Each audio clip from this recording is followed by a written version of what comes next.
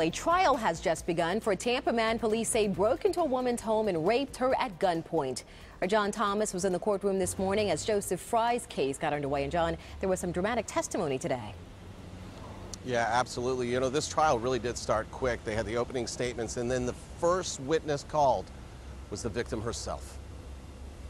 The accused, Joseph Frye, would enter the courtroom shackled at the feet. His stature, meek, hardly an imposing figure.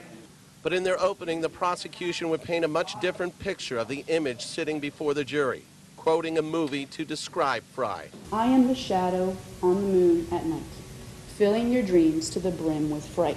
But the defense would counter by asking the jury to remember the law. He is presumed innocent of these offenses. Theatrics and the law lesson aside, reality stepped into the courtroom as the 75-year-old victim was helped to the stand to testify.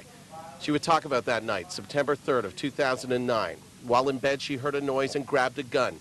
She would describe the struggle with her attacker. He said he wasn't going to hurt me. But she was raped.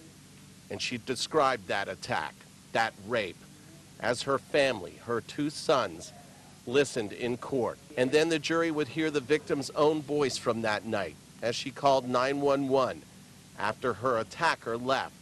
And she managed to untie herself. I need help right now. I've been robbed and I've been raped. You know, there's one thing about every trial that you go to that you're going to remember, and the one thing I'm not going to forget from this trial is that while she was testifying about her attack, I was sitting right next to her sons. And I'm not saying Frye is innocent or guilty here, but I was looking over at her sons, and you could see the emotion welling in them. It was going from pain to anger. They were absolutely seething. That is an image I'm not going to get out of my head.